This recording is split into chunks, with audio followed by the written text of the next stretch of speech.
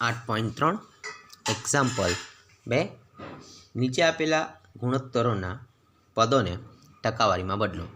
એમાં ત્રીજો દાખલો 1/4.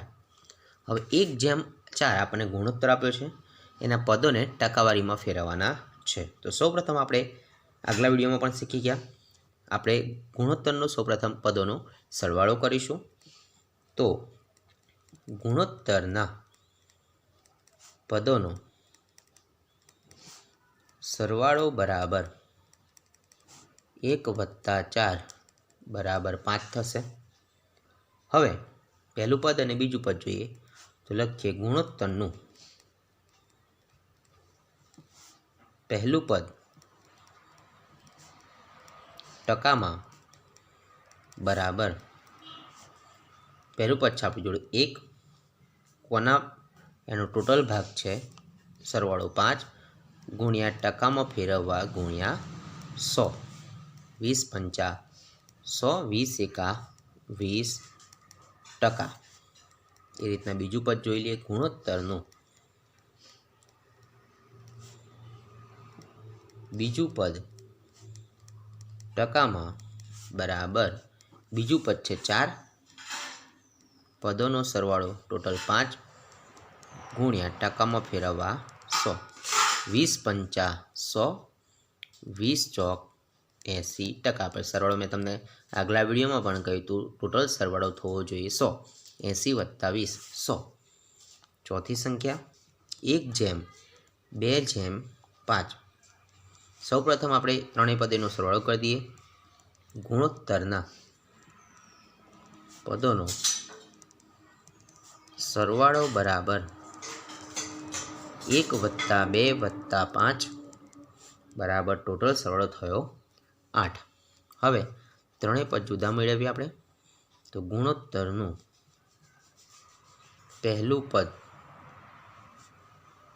ટકામાં બરાબર પહેલું પદ છે 1 / સરવાળો ટોટલ 8 ટકામાં ફેરવા ગુણ્યા 100. 2 × 4 = 50, 2 × 2 = 25.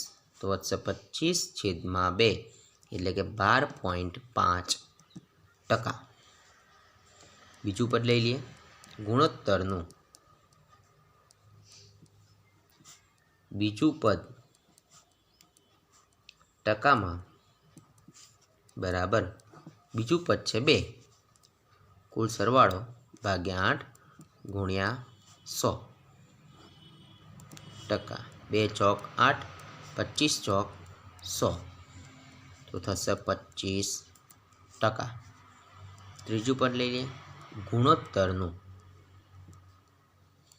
ત્રીજું પદ ટકામાં બરાબર ત્રીજું પદ છે આપણી જોડે 5, ટોટલ સરવાળો 8 ટકામાં ફેરવવા ગુણ્યા 100. 2 × 4 = 50, 2 × 2 = 25.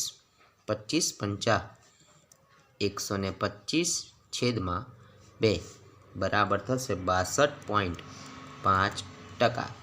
તો 25 12.5 + 62.5 તો થશે 75 + 25, ટોટલ ટકાવારી 100%. એક્ઝામ્પલ 3 એક શહેરની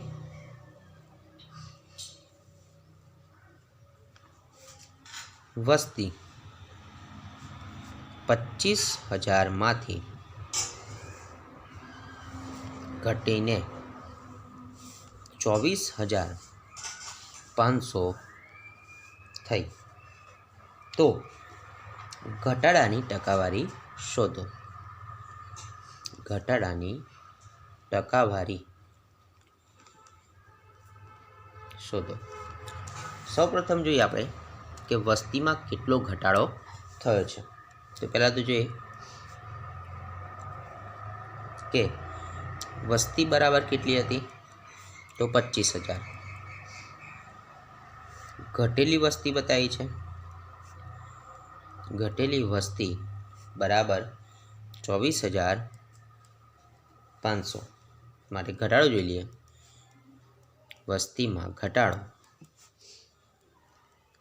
બરાબર ટોટલ વસ્તી માઇનસ ઘટેલી વસ્તી, તો 500 મળે છે. મતલબ કે 500 વ્યક્તિનો ઘટાડો થયો. હવે ટકાવારીમાં જોઈએ. ટકા બરાબર વસ્તી એટલે કે કુલ વસ્તી ભાગ્યા આ વસ્તી પણ કઈ વસ્તી, તો ઘટાડો ભાગ્યા કુલ વસ્તી એટલે કે સામાન્ય વસ્તી કહી શકાય ગુણ્યા 100. તો વસ્તીનો ઘટાડો છે 500, કુલ વસ્તી હતી 25,000 ગુણ્યા ટકામાં ફેરવવા માટે 100. 2 મીંડા ઉડી જશે, અહીંથી 1 મીંડું ઉડાડી દઈએ. પાછું 25, 5 2 10. તો જોઈએ 2% ઘટાડો થાય છે. 25,000માંથી વસ્તી 24,500 થઈ, માટે 2% ઘટાડો થયો એવું કહી શકાય છે. એક્ઝામ્પલ 4. અરુણે એક કાર રૂપિયા 3,50,000 ખરીદી અને ત્યારબાદ પછીના વર્ષે તેની કિંમત વધીને રૂપિયા 3,70,000 થઈ, તો કારની કિંમતમાં થયેલ વધારાની ટકાવારી મેળવો. જેમ આગળ હતો ઘટાડાની, અહીં છે વધારો. કારણ સ્વાભાવિક વસ્તુ છે કે અરુણે આ કાર 3,50,000 ખરીદીને પછીના વર્ષે 3,70,000 વેચી દીધી. તો 3,70,000 કરતાં 3,50,000 ઓછી મૂડી છે. માટે કારની જોઈએ કે કારની સામાન્ય કિંમત કેટલી હતી, તો કે 3,50,000 રૂપિયા અને નવી કિંમત 1 વર્ષ પછીની કિંમત, નવી કિંમત છે 3,70,000 રૂપિયા. માટે આપણે વધારો જોઈ લઈએ. વધારો બરાબર 3,70,000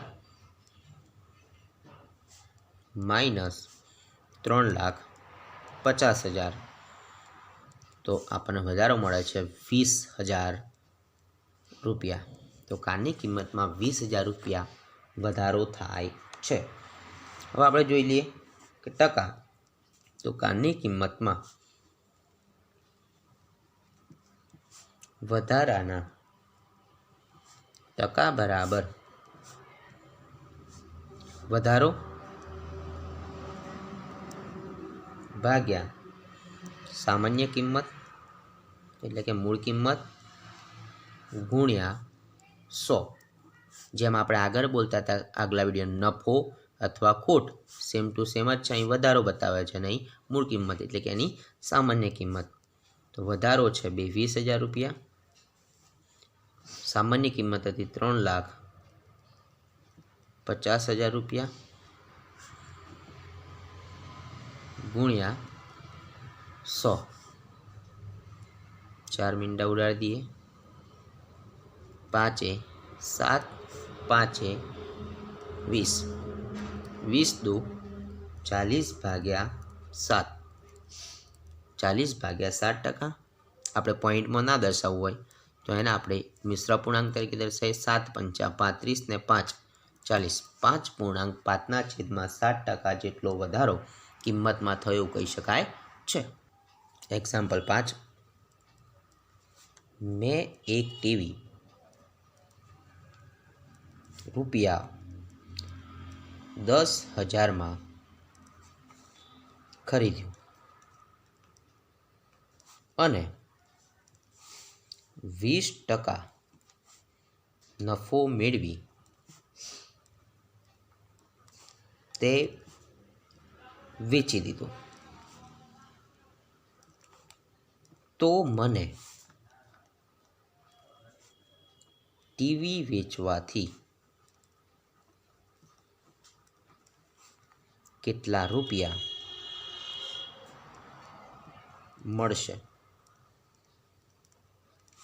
ટીવી 10,000 રૂપિયામાં ખરીદ્યું અને 20% નફો મેળવી વેચી દીધું. કેટલા રૂપિયા નફો લીધો એ બતાવ્યું નથી, તો કેટલા રૂપિયા મેળવવાના છે આપણે શોધવાનું છે. કેટલા રૂપિયા મળ્યા હશે? તો સૌપ્રથમ જોઈએ કે ટીવી માટે આપણને એની ખરીદ્યું એટલે કે ખરીદ કિંમત આપેલી છે. તો ટીવીની ખરીદ કિંમત એટલે કે ખકી બરાબર 10,000 રૂપિયા. ત્યાર પછી નફો બતાવ્યો છે, નફો બરાબર 20%. તો કેટલા રૂપિયા નફો છે એ શોધી કાઢીએ. માટે ટીવીના વેચાણમાં મળેલો નફો બરાબર સૂત્ર છે ખરીદ કિંમત ગુણ્યા નફાના ટકા, એટલે કે ભાગ્યા 100 કરી દઈશું આપણે. કોની પાછળ નફો થાય છે? અને ખરીદેલી વસ્તુ પાછળ, તો ખરીદ કિંમત આવશે. અને એની ટકાવારી, તો ટકાવારીમાંથી રૂપિયામાં ફેરવવા માટે આપણે ભાગ્યા 100 કરીશું. તો ખરીદ કિંમત છે 10,000 ગુણ્યા નફાની ટકાવારી 20 ભાગ્યા 100. 2 પંચા 10, 5 2,000. તો નફો થયો 2,000 રૂપિયા. તો હવે કેટલા રૂપિયા મળશે વેચવાથી? તો ટીવીની વેચાણ કિંમત બરાબર ખરીદ કિંમત વત્તા નફો. તો ખરીદ કિંમત હતી 10,000 વત્તા નફો મળ્યો 2,000, તો ટોટલ થયા 12,000 રૂપિયા. તો ટીવી વેચતા એને 12,000 રૂપિયા મળ્યા હશે. એક્ઝામ્પલ 6. જુહીએ એક વોશિંગ મશીન રૂપિયા 13,500 વેચ્યું. તેને 20% ખોટ ગઈ. તો જુહીએ વોશિંગ મશીન કેટલા રૂપિયામાં ખરીદ્યું હશે? આપણે એની શોધવાની છે ખરીદ કિંમત. એની વેચાણ કિંમત આપેલી છે અને શોધવાની છે એની ખરીદ કિંમત. તો સૌપ્રથમ જોઈએ આપણે ધારી લઈએ કે ધારો કે વોશિંગ મશીનની ખરીદ કિંમત, ધારો કે ધારી લઈએ આપણે કે વોશિંગ મશીનની ખરીદ કિંમત છે x. તો વેચાણ કિંમત બરાબર ખરીદ કિંમત ઓછા ખોટ. તો ખરીદ કિંમત છે x માઇનસ ખોટ કેટલા રૂપિયા ગઈ એ આપેલું નથી, આપણને એને ટકાવારી આપી છે. એટલે કે માઇનસ ખોટ બરાબર એની વેચાણ કિંમત આપેલી છે, એટલે આપણે હમણાં લખી દઈએ એની વેચાણ કિંમત. માટે એક્સ માઇનસ ખોટ આપેલી છે એને અહીં લખ્યું છે કે 13,500 વેચ્યું, તેને 20% ખોટ ગઈ. તો ખોટ ગઈ તો એને ખરીદેલી કિંમત પાછળ ખોટ ગઈ એવું કહી શકાય. માટે ખરીદ કિંમતના 20% જુહીને ખોટ ગઈ છે બરાબર એની વેચાણ કિંમત છે 13,500. તો હવે જોઈએ આપણે એક્સ માઇનસ ખરીદ કિંમતના 20%, મતલબ કે ખરીદ કિંમત કેટલી ધારી છે એક્સ. એક્સના 20% આપણે અપૂર્ણાંકમાં પણ જોઈ ગયા, જેની ટકાવારી મેળવી તો એક્સ ગુણ્યા 20 ભાગ્યા 100 બરાબર 13,500. માટે एक्स माइनस 20 गुणिया एक्स 20x छेदમાં 100 बराबर 13,500। આના છેદમાં કશું નહીં, મૂકી દઈએ 1। 100 અને 1નો લસા થશે 1 અને 100નો લસા, કારણ કે બંને અપૂર્ણાંકને આપણે ડાયરેક્ટ બાદબાકી કરી શકીએ નહીં, બંનેનો છેદ અલગ અલગ છે। લસા થયો 100, તો x છેદમાં 1, 1ને આપણે 100 વડે ગુણવા પડશે, તો અંશમાં પણ 100 વડે ગુણવું પડશે, આ બાજુ ગુણવાની જરૂર નથી। તો 20x છેદમાં 100 બરાબર 13,500। તો 100x ભાગ્યા 100 ઓછા 20x ભાગ્યા 100 બરાબર 13,500। બંનેનો છેદ સરખો થઈ ગયો। સરખો છેદ એક વખત લખીશું, અંશ અંશનો તફાવત લઈ લઈએ। 100x માઇનસ 20x બરાબર 13,500। 100xમાંથી 20x જાય તો 80x છેદમાં 100 બરાબર 13,500। એના છેદમાં કશું નહીં, મૂકી દઈએ, કરી દઈએ ચોકડી ગુણાકાર, તો 80xનો ગુણાકાર 1 સાથે, 100નો ગુણાકાર 13,500 સાથે। 80x ગુણ્યા 1 તો 80x, 13,500 એમના એમ, જોડે એને 2 મીંડા ચડાવી દઈએ એટલે થઈ ગયા કે 13,50,000। એક્સને સૂત્ર કરતાં બનાવીએ બરાબર પછીની સંખ્યા 13,50,000। 80 ગુણાકારમાં છે, આ બાજુ આવે તો ભાગાકારમાં, તો ભાગાકાર કરતાં આપણને મળે છે એક્સ બરાબર 16,875। તો એક્સ કોણ છે? એની ખરીદ કિંમત, મતલબ કે જુહીએ આ વોશિંગ મશીન 16,875 રૂપિયામાં ખરીદ્યું હશે। એક્ઝામ્પલ 7, પહેલો પ્રશ્ન છે, ચોકમાં કેલ્શિયમ, કાર્બન અને ઓક્સિજનનો ગુણોત્તર 10:3:12 છે, તો ચોકમાં કાર્બનની ટકાવારી મેળવવાની છે। સૌપ્રથમ જોઈએ આપણે કે એનું જે ગુણોત્તર આપેલું ગુણોત્તર લખી દઈએ, તો લખી દઈએ ગુણોત્તર બરાબર 10:3:12। તો સૌપ્રથમ ગુણોત્તર આપણને આપેલો છે, તો એ પદોનો સૌપ્રથમ આપણે સરવાળો કરી દઈએ। તો લખીએ પ્રમાણના પદોનો અથવા ગુણોત્તરના પદોનો સરવાળો બરાબર 10 + 3 + 12 બરાબર થશે 25। શોધવાનું છે કાર્બનની ટકા, તો માટે ચોકમાં કાર્બનના ટકા બરાબર, આગળ આપણે જેમ પદોની ટકાવારી શોધી સેમ ટુ સેમ છે। તો કાર્બન છે, જો એવો બીજો છે કાર્બન, કેલ્શિયમ કાર્બન, તો કાર્બન છે આપણી જોડે 3 ટોટલ સરવાળો 25 ટકામાં ફેરવા ગુણ્યા 100 ટકા, 25 ચોક 100, 4 તેરી 12 ટકા, માટે કાર્બનની ટકાવારી કેટલી છે? 12%। બીજો પ્રશ્ન, જો ચોકમાં કાર્બનનું વજન 3 ગ્રામ હોય તો ચોકનું વજન શોધો। ચોકમાં કાર્બનનું વજન 3 ગ્રામ હોય તો ચોકનું વજન શોધો। તો ચોકનું વજન આપણને ખબર છે નહીં, તો ધારી લઈએ કે ધારો કે એક ચોકનું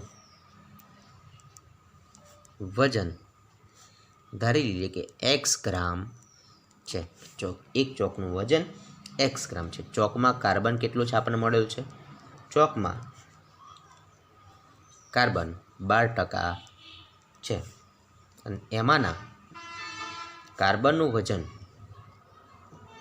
આપણને આપ્યું છે કેટલું છે 3, વજન 3 ગ્રામ છે, માટે આપણે ધાર્યું એક્સના 12% બરાબર 3 ગ્રામ, કે એક્સના 12% બરાબર 3 ગ્રામ થાય છે, માટે એક્સના 12% એટલે એક્સ ગુણ્યા 12/100 બરાબર 3, આના છેદમાં કસને મૂકી દઈએ, એક અંશ ગુણાકાર છેદનો ગુણાકાર, 12 ગુણ્યા એક્સ 12x, 100 એકા 100 બરાબર 3, એના છેદમાં કસને મૂકી દઈએ, કરી દઈએ ચોકડી ગુણાકાર, તો 12નો ગુણાકાર 12xનો ગુણાકાર 1 સાથે, 100નો ગુણાકાર 3 સાથે, 12x ગુણ્યા 1 12x, 100 તેરી 300, એક્સને સૂત્ર કરતાં બનાવીએ બરાબર પછીની સંખ્યા 312 ગુણાકારમાં, આ બાજુ આવે ભાગાકારમાં, 2 6, 2 150, 25 × 150, માટે એક્સ બરાબર 25, તો એક્સ કોણ છે આપણે ધાર્યું છે ચોકનું વજન, તો કહી શકાય ચોકનું વજન 25 ગ્રામ છે।